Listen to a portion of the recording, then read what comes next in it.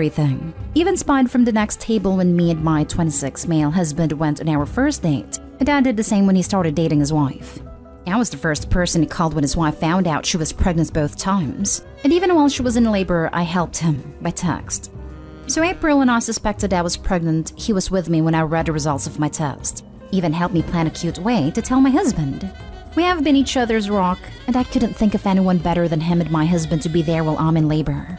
But unfortunately, if things keep happening the way they do, I'll be only able to have one person in the room with me, and that person will be Eric. He was on board, and I planned to tell my husband when I knew for sure. At the moment, it's normal rules, but obviously things can change over a bug issue at any time. But Eric's wife found out and showed up at my house, screaming for a paternity test because she believes the baby's his. It's 1000% not. My husband was in shock and told me he's sick of third-wheeling our relationship, then packed a bag then left. Eric also sent me a text saying he wants to be with me when I go into labor, and he will be limiting our contact from now on. I'm honestly in shock at the events and have gotten so much hate. Now for the comments. You're the a-hole. Do you even love your husband? Is that his child too? I feel like your friend is the father if you'd rather want him in the room. There are definitely times when having someone other than the father of the child be in the room is okay. For example, abusive, no longer together, can't handle the sight of the process, generally squeamish, not a very good comforter, etc. Those things happen.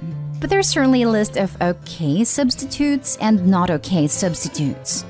A doula? Sure. Your mom? Go right ahead. Your platonic opposite sex best friend when you're still married? Laughing my butt off.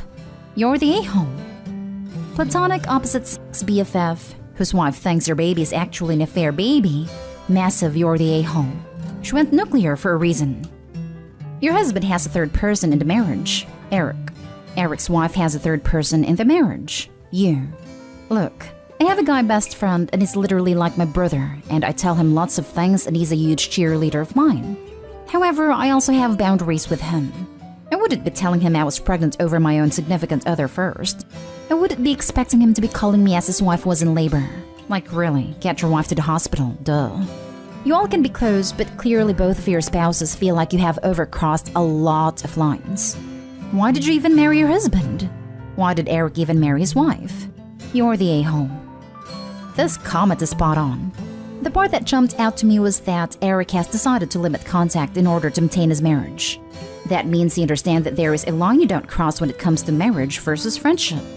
But she is still clueless. If she had said that her husband will be an absolute nightmare in the delivery room based on past experience, I would kinda understand. If not, she is taking away a significant life experience from him. You're the a-hole. Holy moly. You always have the right to choose who you want in the delivery room with you. However, if you choose someone that is your life partner, what does that say about your relationship with him? What does that say about how you feel around them? If you don't feel safest and or trust the individual who you are married to, and the father of your child, then what exactly are you doing here? Is husband your beard? A sap who you can use as a shield to deflect any accusations of having an emotional affair with Eric in front of his wife's face? Your husband is right, and ironically, he is literally the third wheel in his own marriage. Yuck. And seriously contemplate things at this point too. But I feel so awful for your husband. He deserves to be with someone who puts him first and wants him there for the birth of his child. I hope your future ex-husband finds someone who wants to be a partner in life and parenting, because you obviously don't.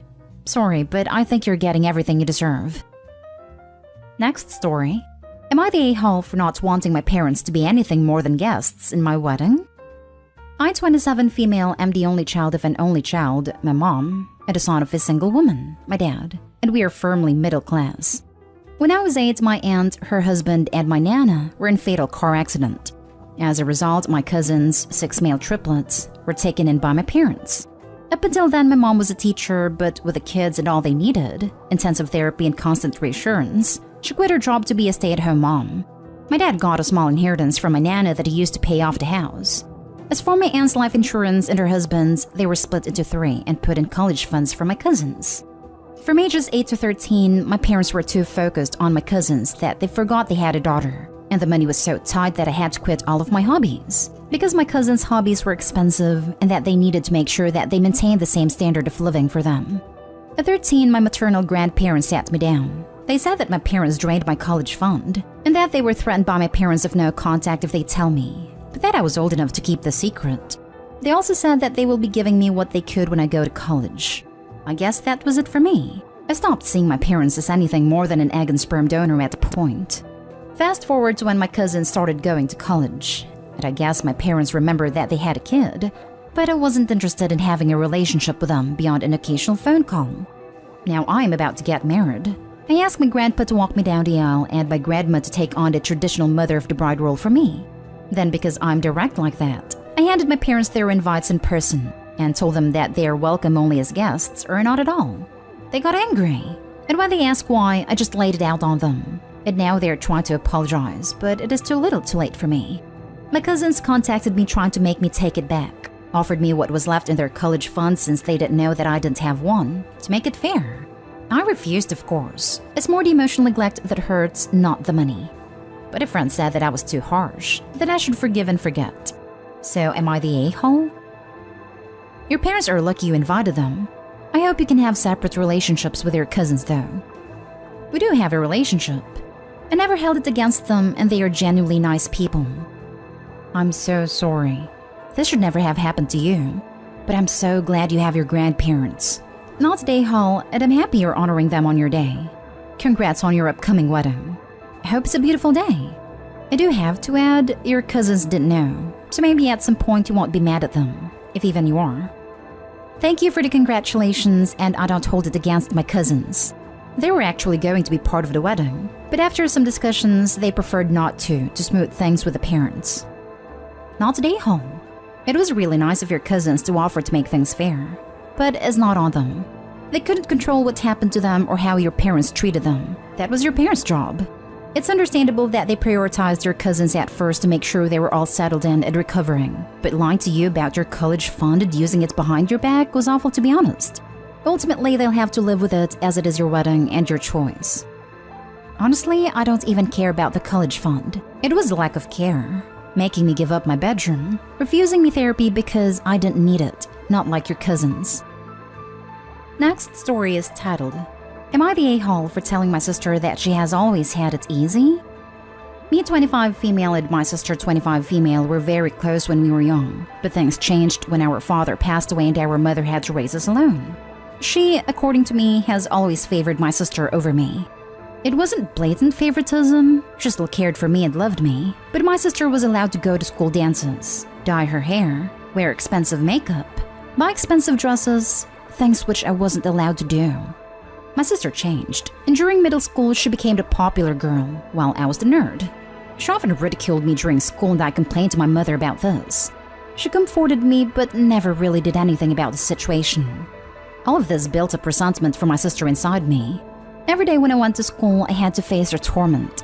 However, I convinced myself that what she was doing right now didn't matter, that I would end up happier in life because I worked way harder than she did and would end up successful. I got into my dream college after school, and my mother was really happy for me. But at the same time, my sister had failed in some of her subjects and had to repeat the year, so my mom didn't want to go out for dinner to celebrate since it would upset my sister. Fast forward a couple of years, and my sister is getting married to a very rich man. I was very happy for her and attended her wedding. I had a job and was doing pretty good for myself financially, but was under a lot of stress due to high working hours. While I was talking to my sister, she said to me and her friends how sad it must be for me to have worked so hard for all those years and still be so unhappy with my life, while she was enjoying hers. She told me that I should have worked smart like her instead of working hard. I got very angry at her and told her that failing school and then deciding to drop out of college was not working smart, and that not everyone was as lucky as her to be born with a pretty face and get married to a rich guy they met on Tinder, even though she herself was a loser. After that, I left. Later, I got a call from my mom telling me that my sister started crying after what I said to her, and that it ruined my sister's special day due to my jealousy. She told me not to show my face to her before I was ready to apologize. What my mom said was definitely true. My mom's subtle favoritism towards her popularity in school, the fact that she has a husband and I'm lonely, And the fact that I have to work hard all my life and still work 12 hours a day to earn money, while she gets served everything on a silver platter while sitting at home, has made me very jealous of her. Am I the a-hole? Not the a-hole. She'll be divorced in a few years, and you'll have all the success you worked so hard for. Your happiness isn't dependent on someone else's misery, but on taking ownership of your own life and being satisfied with who you are and what you're able to accomplish. Not the a-hole.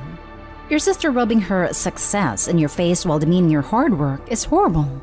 And like the previous comment said, she will likely be replaced once her hubby finds the next pretty face, especially if she has the personality and entitlement you describe. Hopping on the top comment to suggest that you consider therapy. You admit that you are jealous and lonely, and you clearly have resentment towards your family due to bullying and neglect. Now is the time to live your life. Living well is the best revenge. So see if there are avenues to help you with your issues, so that all those bad moments from the past don't intrude on the life you are building for yourself now. Something to consider, OP. Part of therapy may be to go low contact or even no contact with your sister and mother. Seems like you've really struggled with identity issues due to the favoritism. As far as marriage goes, when you find the right person, chances are you will, it will have more substance than your sister's marriage. She seems very materialistic and relies too heavily on physical appearance. But at some point, her looks will fade and or her husband will stop dealing with her entitlement unless she changes. Focus on yourself. Find hobbies to distract you from the BS. As far as your employment goes, making money is great, but you have to ask yourself, is the money worth the stress? If you can say yes, great. Chances are you'll say no and you should seek new employment. Next story. Am I the a-hole for telling my mom that I can't wait to move out and leave her with my siblings? This post might run long, but there's some backstory required. So I, female 25, currently live with my parents along with my siblings, female 26 and male 23. None of us pay rent because my parents want us to save up. Both my sister and I have full-time jobs after going to university and have stable careers. My brother was spoiled since he was young and dropped out of college twice and currently works with my dad, meaning he goes to work when he feels like it, once a week and for 1 hour. Other than that, he doesn't do anything in the house and sleeps all day, and neither does my sister. Alongside my mom, I cook and clean for them, since I know how to as I was the only one who moved out for college. My mom or dad don't force them to do anything, so they don't. They don't know how to cook or clean. They also have no plans to move out, whereas I do once I save enough money. I keep trying to tell my parents that they need to force my sister and brother to grow up, and that they can't be so reliant on them for basic necessities that an adult should be able to do for themselves. But my parents are adamant that it's fine. Here's where it got really bad. I was in a work meeting and I was stressed out, and my parents asked me to make dinner for my siblings. And I said I couldn't and that my siblings can easily get dinner started. She said no because my brother was sleeping at 6 p.m. and my sister was at home. I said this is getting too ridiculous and that I can't wait to move out so that my parents can deal with their adult children alone. I told them to not come whine to me when my siblings are 40 and still living at home.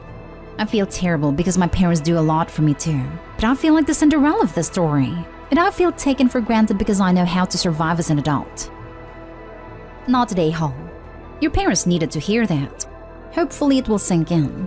Besides, there's a difference between helping your parents who helped you versus leaving for two lazy adult children who haven't done anything for you. Honestly, this is ridiculous. They want you to cook for a 26-year-old and a 23-year-old? Are they toddlers? You are right that your parents are in for a hell of a time once you move out. If they had been under my grandma, she would have kicked them. Start cooking normal meals for you and your parents and kid meals for your siblings. Tiny servings of frozen chicken nuggets and chips, peanut butter and jelly sandwiches, microwave mac and cheese. And for maximum effect, get them a cheap plastic kid meal toy each. Yeah, I'm petty. Not today, home. The truth hurts.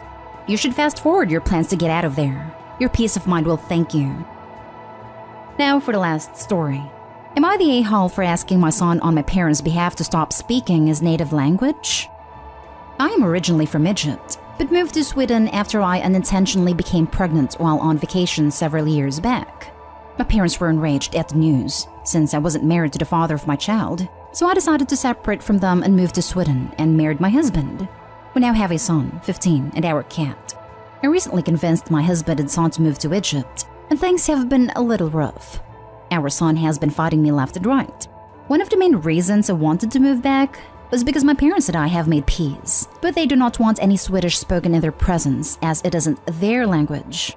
My son knows Arabic as a second language, but he refuses to speak it when he doesn't have to, instead speaking in Swedish for most of the time. My parents have told me they don't like it, and I don't like it either. I find it disrespectful and I feel like Sweden isn't part of our lives anymore. So I asked my son if he could stop speaking the language, at least not constantly.